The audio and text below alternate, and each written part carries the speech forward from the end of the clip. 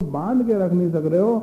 आपको कह लग रहा है कि मैं किसी को कहूं, मैं किसी को कहूं, कोई किसी को, कोई मेरी स्नेही सखी आ जाए उसको मैं कह दूं। अभी मेरे से ये सहन नहीं हो रहा है, ये पच नहीं रहा है, ये लीला की बातें, मैं किसी न किसी को तो कह ही दूं। तो वो और फिर सामने वाला व्यक्ति यदि वाह करने लग जाए, हाँ तूने तो बहुत सुंदर बात सुनी, कथा के अंदर बहुत सुंदर बातें सुनने को तेरे को मिली, बहुत अच्छा हुआ तूने मुझे भी सुनाया।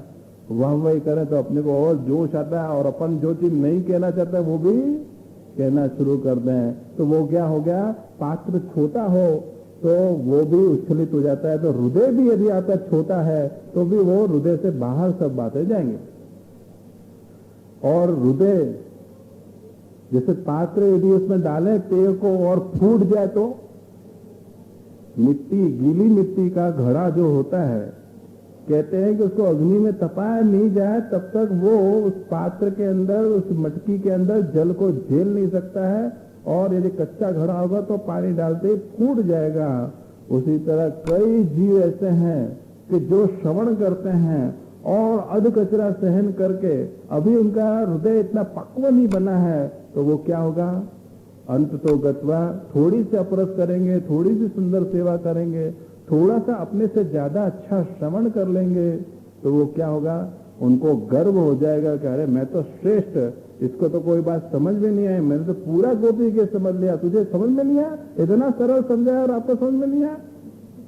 तो ये क्या हो गया, कच्चा घड़ा। तो ये है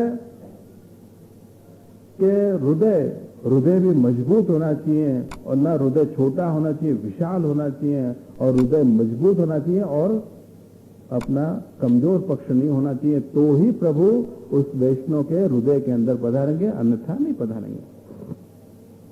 ततः तो किम अपरम, दूसरा क्या, यदि आपने गोकुलाधीश प्रभु को सर्वात्म भाव से हृदय के अंदर पधरा दिया तो दूसरा क्या, ब्रूही के द्वारा वैष्णव को पूछ रहे कि वैष्णव अब आगे तू, इसके आगे तुझे और क्या चाहिए, साक्षात प्रभु को हृदय में पधरा दिया, उसके बाद तुझे क्या चाहिए। लौकिके है वैदिके रपी, अब प्रभु रूप अलौकिक वस्तु की प्राप्ति हो गई तो लौकिक और वैदिक वस्तुओं के पीछे तू क्यों भाग रहा है। लौकिक फल के पीछे, वैदिक फल के पीछे, लौकिक साधन के पीछे, वैदिक साधन के पीछे, लौकिक सुख के पीछे, वैदिक सुख के पीछे क्यों भाग रहा है, या लौकिक व्यवहार या वैदिक व्यवहार के पीछे क्यों भाग रहा है।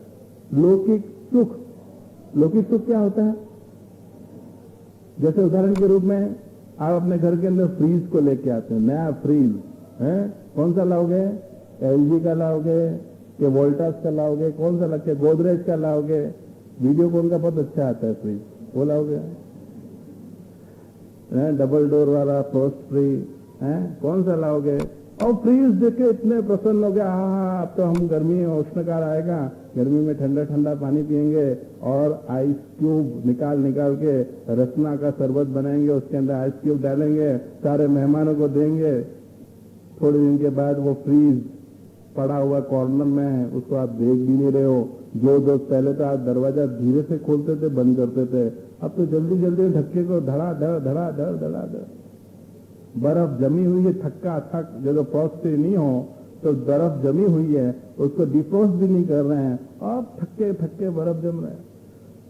लौकिक सुख के पीछे चाहे आप अनेक टीवी ले लो, अनेक मकानों को बना लो, है, अनेक सुख सुविधा की चीजें ले लो, एक बार शादी मत करो, अनेक बार शादी कर लो, तो भी वो लौकिक सुख से वो सुख नहीं मिलेगा। वैदिक सुख स्वर्ग इत्यादि का, मोक्ष इत्यादि का जो सुख है, वो सुख की प्राप्ति करने के पीछे भी महाप्रभु जी कह रहे हैं तो क्यों भाग रहा है। उसी तरह लौकिक साधन अनेक प्रकार की वस्तु, सुख के पीछे अपन लौकिक अनेक प्रकार के साधन कर रहे हैं, महाप्रभु जी कह रहे हैं तो लौकिक सुख के पीछे लौकिक साधन क्यों कर रहा है, वैदिक सुख के पीछे वैदिक साधन यज्ञ याग आदि इतने सारे क्यों कर रहा है। इसीलिए तो अलौकिक साधन कर, पुष्टि मार्ग जो है उसकी जो व्याख्या है वो एक ही है कि फलम व साधनम यत्र पुष्टि मार्ग सकत्य थे, कि जहाँ फल ही साधन हो और जहाँ साधन ही फल हो उसी का नाम पुष्टि मार्ग है। तो लौकिक व्यवहारों से, वैदिक व्यवहारों से बढ़ के अपना अलौकिक व्यवहार है। उसी तरह लौकिक या वैदिक जितनी जितनी सिद्धियां हैं, लोक संबंधी या वेद संबंधी जो चीजें हैं, उससे बढ़ के ये प्रभु रूप संबंधी हैं जो चीजें हैं, उसको तो यदि अपने हृदय में पधरा लेता है तो मेरे ख्याल से फिर तुझे कोई भी चीज की आवश्यकता नहीं। शुरुआत के जो 2 श्लोक हैं वो अपने साधन के लिए हैं, लेकिन ये जो तीसरा श्लोक अपने को बताया ये थोड़ा थोड़ा फलरूप ग्रंथ, फलरूप श्लोक है। फल की बात यहाँ पे बताई जा रही है। महाप्रभु जी कह रहे हैं कि ये फल की बात है कि तेरे हृदय में साक्षात श्री गोकुलाधीश प्रभु को पधरा दे। तो यहाँ पर काम पुरुषार्थ में आप समझ गए ना, लौकिक काम पुरुषार्थ और एक अलौकिक काम पुरुषार्थ। लौकिक काम अर्थात आंखें रूप को देख रही हैं, तो वहां पे अलौकिक काम पुरुषार्थ में आंखें प्रभु के दर्शन की झंझना है, कान शब्दों को ढूंढ रहा है, लौकिक शब्दों को, तो यहाँ पे अलौकिक कीर्तनों के शब्द जाने चाहिए। जिह्वा, एक व्यक्ति खाने के लिए टूट पड़ रहा है, खाओ खाओ खाओ कर रहा है, वहां पे वैष्णव जो है वो खाओ खाओ नहीं कर रहा है, वो तो सोच रहा है कि मैं तो प्रसाद ग्रहण कर रहा हूँ, प्रसाद ग्रहण करूंगा, इसमें भी अलौकिक भावनाएं हो जाएंगी। तो इस तरह से सकल अपने जीवन के अंदर एक वैष्णव के जीवन में अलौकिक काम पुरुषार्थ के रूप में ये सकल इंद्रियों का विनियोग होना चाहिए, ये भावना काम पुरुषार्थ के अंदर है। अब आ जाओ वृत्तासुर चतुश्लोकी के अंदर, आज बैठोगे ना बराबर, कि कल से कोई वचनामत होने वाला नहीं है, मैं आराम से ले जाऊं ना। देखो सोने लगोगे ना तो मैं बार बार में जय बुलवाऊंगा, और जय बुलवाऊंगा तो समझ जाना कि आपको नींद में से जगा रहा हूं।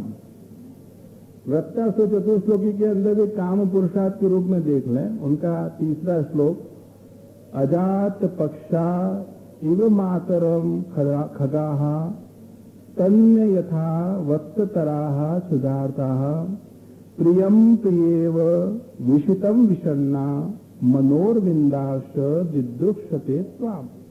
वृत्तासुर फिर से याद कर लो कि वृत्तासुर इंद्र के सामने युद्ध के मैदान में है और उसके वज्र के ऊपर चतुर्भुज स्वरूप में भगवान दर्शन दे रहे हैं, वो फिर से याद कर लो प्रसंग। और वृत्तासुर प्रभु से तीसरी मांग कर रहा है। क्या मांग कर रहा है? यहाँ पे वो अपने काम पुरुषार्थ, अलौकिक काम पुरुषार्थ प्रकट कर रहा है कि मेरे लिए काम पुरुषार्थ क्या है। अपने को महाप्रभु जी ने क्या बताया? काम पुरुषार्थ साक्षात प्रभु को हृदय में पधरा के प्रभु को ही हम काम रूप बना लें। हमारे लिए काम क्या है? साक्षात प्रभु। हमारी काम यानी कि इच्छा क्या है? साक्षात प्रभु। ठीक है क्या? कोई तो नहीं, कोई वल्लभपुर के बालक नहीं है, क्यों अपन बार बार पीछे मुड़ के देखना है। मैं समझता हूँ वल्लभपुर को बालक पधार रहे होंगे इसलिए दस्ती वहां जा रही होगी। यहाँ कमलेश्वर यही विराजमान है, अब कोई कमलेश्वर नहीं आएंगे। तो तीसरे श्लोक के अंदर वृत्तासुर काम पुरुषार्थ की बात कर रहा है। यहाँ पे वृत्तासुर ने 3 दृष्टांत दिए और तीनों दृष्टांतों के द्वारा तीनों की तड़प बताई है कि कैसे वो लोग तड़प रहे हैं, और प्रभु वैसे ही तड़प रहा हूं मैं आपके दर्शन के लिए, क्योंकि जब तक मेरी आंखों के विषय आप नहीं हुए थे, मैं युद्ध करने नहीं आया था, तब तक मैं तड़प रहा था आपके लिए प्रभु। तो कैसी तड़प थी? तो सबसे पहला उदाहरण उन्होंने दिया कि अजात पक्षा इव मातरम खगाः।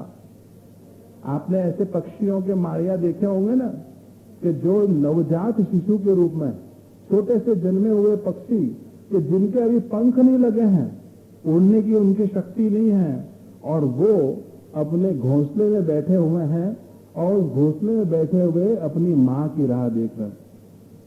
वो पक्षी का बच्चा जब तक उसको दाना नहीं मिल रहा है, खाने का नहीं मिल रहा है, तब तक उसकी जो तड़प है, वो तड़प वो अपनी माँ के लिए तड़प रहा है भयंकर कि कब मेरी माँ आएगी, मेरे लिए दाना लेके आएगी, दाना लाएगी तो मेरे चोंच पे धरेगी और मैं उसको खाऊंगा, मुझे संतोष का अनुभव होगा। लेकिन जब तक उसकी माँ नहीं आती है तब तक वो तड़प रहा है।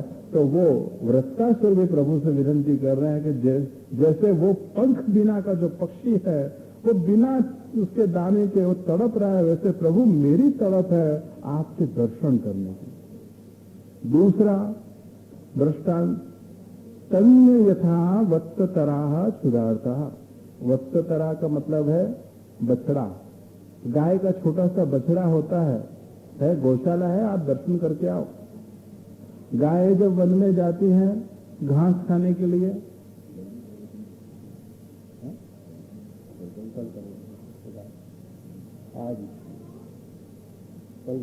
कल जो है अपनी माँ के लिए तड़प रहा है, माँ गई है वन के अंदर घास खाने के लिए, और वो बछड़ा जो है केवल अपने माँ के जो थन है उससे वो दूध पी के उसको संतोष का अनुभव होता है, वो कहीं बाहर जा नहीं सकता है।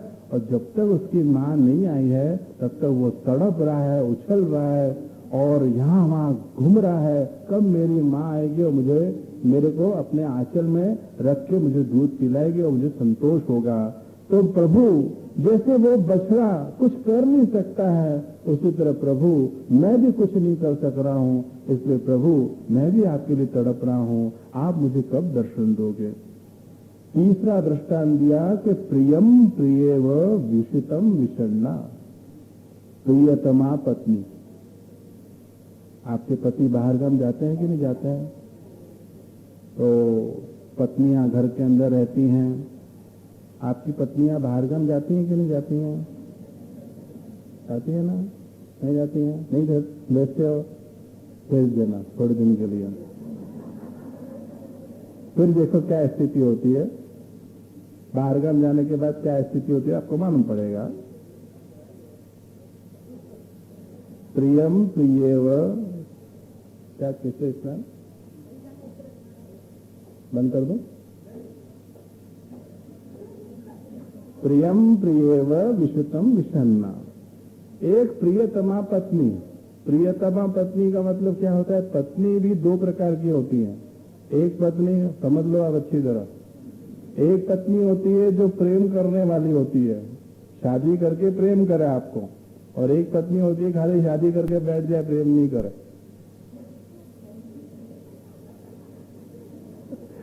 प्रियम प्रियेव विषितम विषण्णाम। यहाँ पे वृत्तासुर प्रभु से कह रहे हैं कि एक प्रियतमा पत्नी जो अपने धनी से अतिशय प्रेम करे, ऐसे पत्नी जिसका पति बाहर गांव चला गया और वो उसकी राह में देख के बैठा हुआ है, यानी बैठी हुई है, वो उसकी जो तड़प है वैसे मैं तड़प रहा हूं। ये आज की पत्नियों का दृष्टांत नहीं दे रहा है वृत्तासुर, ऐसी पत्नियों का दृष्टांत दे रहा है। यहाँ तो सारे एसटीडी चल रहे हैं, फैक्स चल रहे हैं, ईमेल चल रहे हैं, और संदेश के लिए आंगड़िया सर्विस भी बहुत टॉप मोस्ट अपने खरगोन के अंदर है। और आपके पति कहाँ से कहाँ तक जाएंगे, कौन सी डेट में कौन सी जगह पे होंगे, कौन से समय पे कौन सी जगह पे होंगे, यहाँ की पत्नियों को सब मालूम है। और पति के लिए ऐसा कोई उनको तड़पन नहीं है। 1 घंटे की दूरी पे हैं पति, जो है 1 घंटे की दूरी पे है, मोबाइल से कह रहा है कि बस अब मैं 1 घंटे के बाद तेरे पास पहुंच जाऊंगा। तो पत्नी को तड़पने का मौका ही कहां मिलेगा? तो उसको लगेगा अभी आ जाएगी, मेरे अभी आ जाएंगे, उनकी सेवा में चालू हो जाना पड़ेगा मुझे।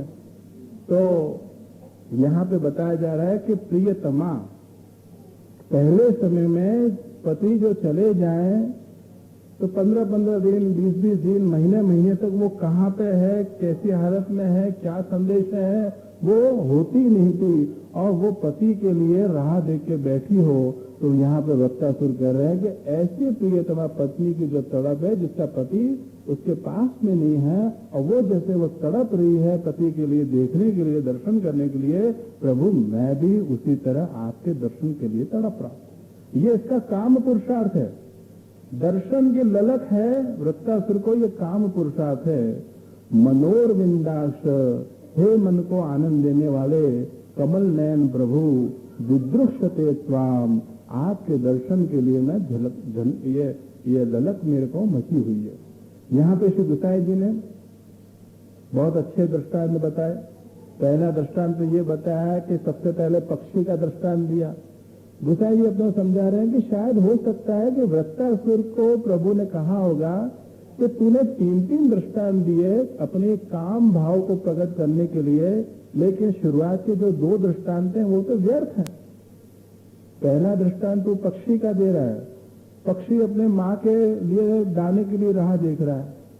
यदि माँ यदि जंगल में गई है और वहां जाके उसका वध हो जाए, शिकारी शिकार कर जाए, माँ उसके लौट के नहीं आएगी, तो वो बच्चा क्या भूखा रहेगा?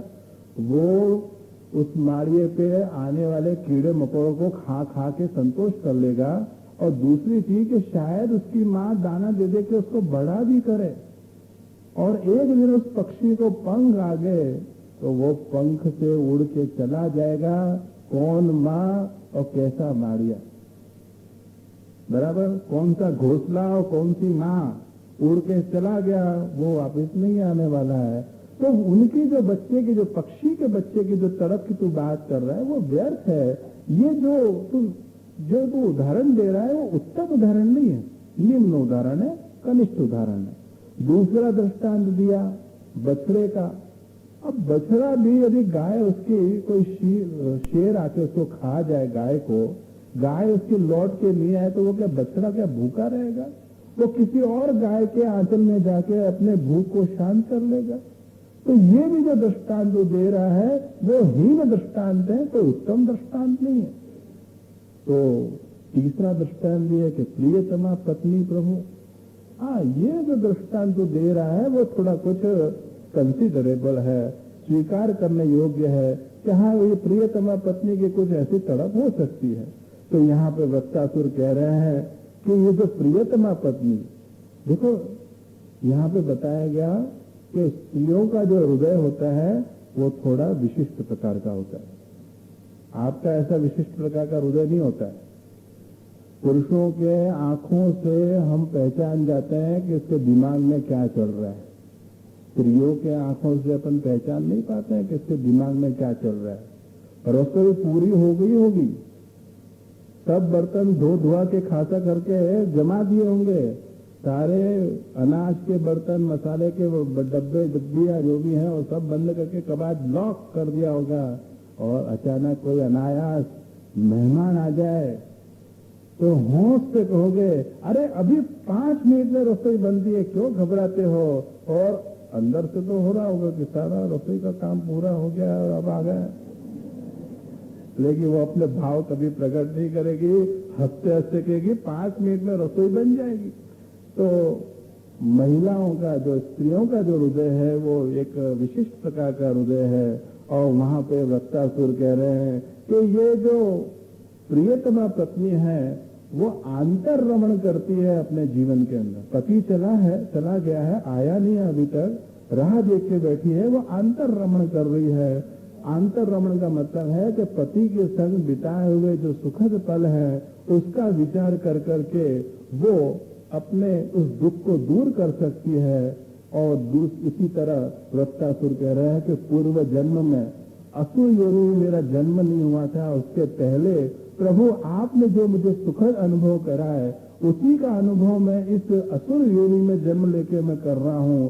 लेकिन प्रभु अब आपके मुझे दर्शन हो गए हैं, अब मुझे आप अपने स्वरूपानंद का दान दे दो। मनोरविंदाक्ष, मन को आनंद देने वाले, आंखों को आनंद देने वाला नहीं, मन को आनंद देने वाले प्रभु आपके दर्शन मुझे हों, ऐसी कृपा मुझे करो।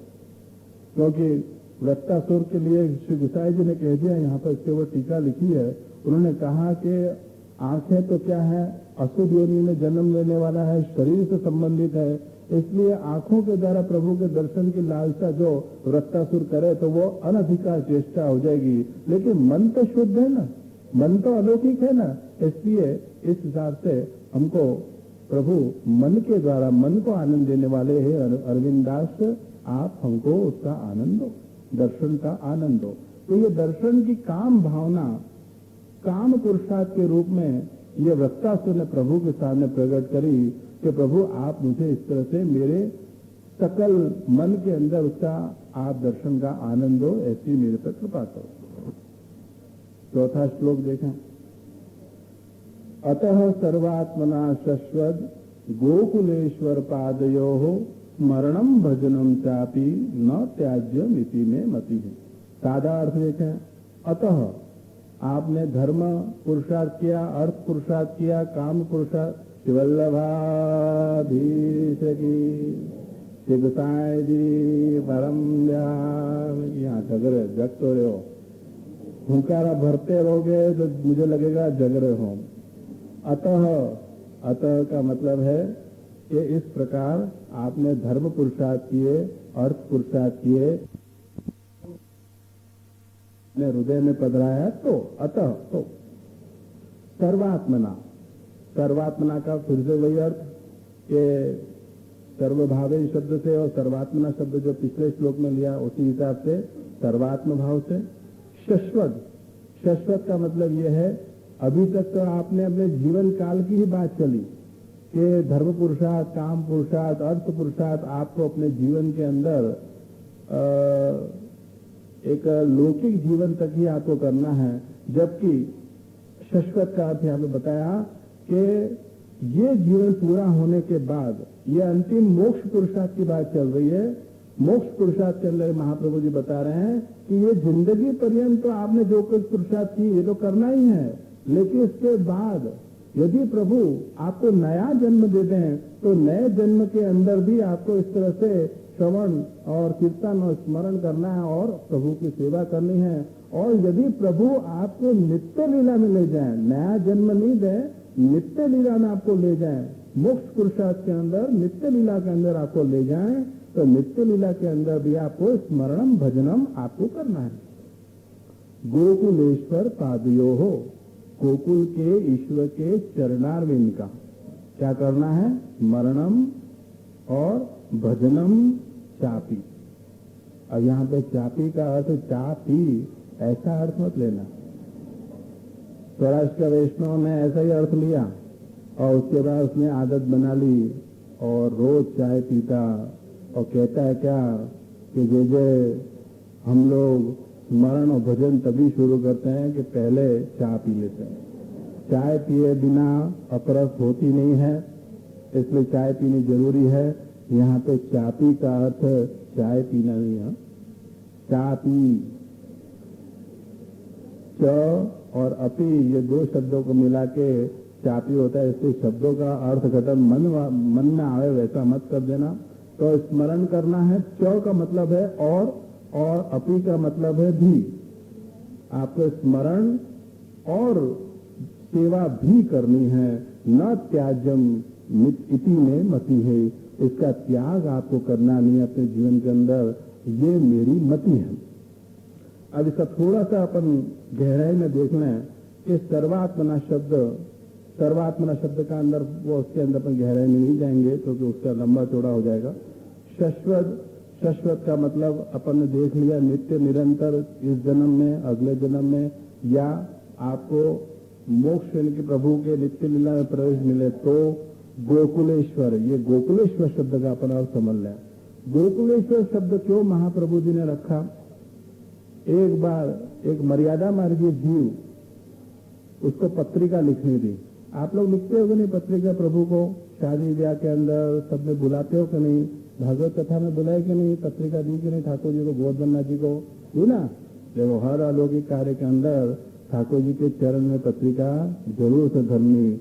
सबसे पहली पत्रिका ठाकुर जी की निकालनी और उसके बाद अपने अपने दीक्षा गुरु की निकालनी। गुरुदेव भले पधारे कि नहीं पधारे, चिंता मत करो, आपको खर्चे में नहीं उतारेंगे ऐसे गुरुदेव।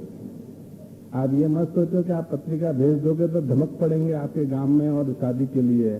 वो जब तक आप उनको विनंती नहीं करोगे, अनेक फोन नहीं करोगे, रूबरू में जाके पधराओगे नहीं, तब तक आप, कई वैष्णव ऐसा गड़बड़ करते हैं, पत्रिका भेजते ही नहीं है। मेरे ही दीक्षा गुरु, मेरे ही वैष्णव जितने भी हैं जिनका मैं दीक्षा गुरु, मेरे ब्रह्म संबंधियों कईयों की शादियां हो जाती हैं तो भी मुझे याद नहीं करते। जब मैं गांव में पहुंचता हूं उनको पूछता हूं कि जो उसकी तो शादी हो गई, अरे पत्रिका तो भेजी नहीं, अरे भूल हो गई, जो पत्रिका नहीं भेजी। तो यहाँ पे देखो ना, मेरे लगभग पिछले बार 10 ब्रह्म संबंधियों को दान दिया, एक खाली वैष्णव आया जिसने ये याद रखा कि मेरे ये दीक्षा गुरु हैं, बाकी उनके 9 जितने भी हैं गायब है।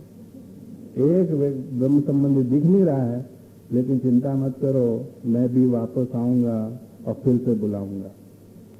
तो गोकुलेश्वर शब्द यहां पर बताया गया कि प्रभु के अनेक नाम हैं और मर्यादा मार्गी जो जीव है वो प्रभु से विनती कर रहा है, प्रभु पत्रिका कंकोत्री कौन से नाम से लिखूं?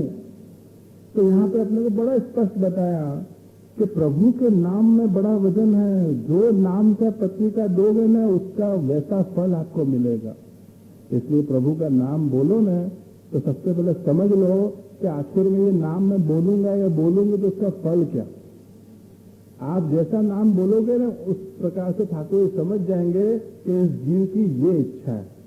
अर्थात आप दुखों को दूर करना चाहते हो तो हरि शब्द का उपयोग करो। हरि हरि हरि हरि हरि। एक वैष्णव सिंगापुर में जिनके यहाँ मेरा मुकाम था, वो हर बात में जब भी दुखी होती हरि हरि हरि हरि हरि हरि।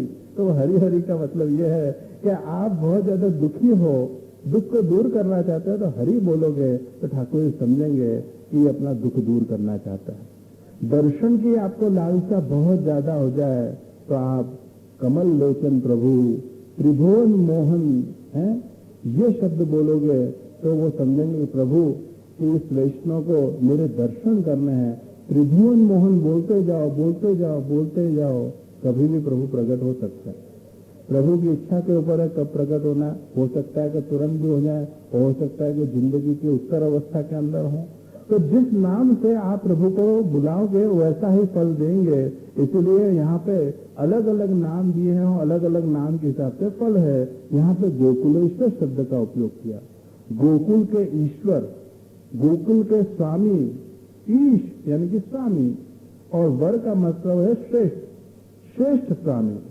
अब यहाँ पे इसको अपन नटवर शब्द के संग जोड़ दें कि नटवर शब्द के बरहा पीड़म नटवर वपु कर्ण के यो हो करणी कारम।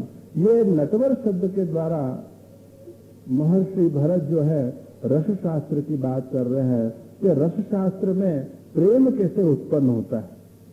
तो उसके अंदर 4 भाव बताए। एक है आलम्बन भाव, दूसरा है उद्दीपन भाव, तीसरा है संचारी भाव और चौथा है स्थायी भाव। ये भाव के संबंध में बहुत जरूरी है क्योंकि प्रभु को अपने को हृदय के अंदर कैसे स्थापित करना है वो चीज समझो। सबसे पहले आलम्बन भाव। आलम्बन भाव का मतलब है कि अपना आलम्बन, अवलंबन किसका कर रहे हैं? ठाकुर जी का कर रहे हैं। इसलिए ठाकुर जी के दर्शन अपन ने किए है वो अपना आलम्बन भाव हुआ। दूसरा है उद्दीपन भाव। उद्दीपन भाव का मतलब यह है कि ठाकुर जी के यदि अपन दर्शन कर लें तो उनके सौंदर्य, उनके स्वरूप के दर्शन से अपने में उद्दीपन भाव प्रकट होते हैं। प्रभु के आसपास पड़ी हुई कई चीजें हैं। सुंदर सुंदर गोपी जनों का समूह है, सुंदर ऋतुएं हैं, गिरिराज जी की तलेटी है, श्री यमुना जी का किनारा है सुंदर सुंदर कुंज निकुंज का वातावरण छाया हुआ है। तो ये सब चीजें क्या करती हैं? ये सारी चीजें अपने भाव को उद्दीपित करती हैं। तीसरा भाव है संचारी भाव। संचारी भाव का मतलब यह है कि वो सारे वातावरण को देख के अपने शरीर के अंदर कई प्रकार की हरकतें होती हैं। जैसे प्रभु की दर्शन करके, प्रभु की लीलाओं के दर्शन करके, प्रभु के चारों ओर के वातावरण के दर्शन करके हमारे आंखों में से अश्रु प्रवाह बहने लग जाए केवल दर्शन मात्र से, या हमारा शरीर रोमांचित हो उठे, या हम हमारे शरीर का भान भूल जाए। जैसे उदाहरण के रूप में आप एकांत में बैठे हो, अचानक बाल कृष्ण प्रभु साक्षात दर्शन दे जाए तो आप क्या होगा? आपके हो सकता है आंखों में से अश्रु आने लग जाए, हो सकता है कि आप प्रसन्न चित्त होकर एक शब्द आपके निकले नहीं, जीवा पे कंपन शुरू हो जाए, आपके एकदम रोमांचित हो जाओ, यह शरीर का भान भूल जाओगे ये प्रभु ने कैसे दर्शन दिए। तो ये जो है आलम्बन भाव, संचारी भाव, उद्दीपन भाव, स्थायी भाव, ये सब केवल गोकुलेश्वर प्रभु की कृपा से मिलता है। अब आपको यहाँ पे बताया गया है कि आपको मोक्ष पुरुषार्थ सिद्ध करना है। तो मोक्ष पुरुषार्थ का मतलब है केवल अंतःकरण संबंधी, ये समझने जैसी बात है। मोक्ष पुरुषार्थ का मतलब है केवल अंतःकरण संबंधी विप्रयोग की बात है। विप्रयोग के अंदर आनंद का, प्रभु का आनंद का अनुभव करना, वो विप्रयोग के अंदर आपको अंतःकरण संबंधी बने तो गोकुलेश्वर प्रभु इस तरह से स्थायी भाव से आपके हृदय में विराजे और अलौकिक रस का दान दें, वो आपके लिए गोकुलेश्वर। यहाँ गोकुलेश्वर शब्द का मतलब ये है कि ये सारी चीजों का भाव प्रभु दान में ये गोकुलेश्वर शब्द से आपको मिलता है। यदि आपको वो चीज चाहिए तो आप गोकुलेश्वर शब्द की माला बोल सकते हो, गोकुलेश्वर गोकुलेश्वर गोकुलेश्वर। पादयो हो, पादयो का मतलब है दो प्रभु के चरणारविंद। प्रभु के चरणारविंद में भक्ति है और भक्ति से हमको, भक्ति का मतलब यह है कि प्रभु के चरणारविंद हमारे लिए सबसे बड़ा अधिकार हमको चरणारविंद में आके मिलता है और इसका जो साधन है उसकी मान में सबसे बड़ा साधन है तो वो केवल प्रभु के चरणारविंद है। तो ऐसे गोकुलेश्वर प्रभु के चरणारविंद का स्मरण करना और ऐसे चरणारविंद का भजनम, ऐसा हमको सेवा करनी। च अपी से बता दिया कि दोनों ही चीजें करनी है, चाहे आप इस जीवन में हैं, चाहे आप अगले जन्म में जन्म लो, उसे आपको ठाकुर जी ने नित्य लीला में स्थान दे।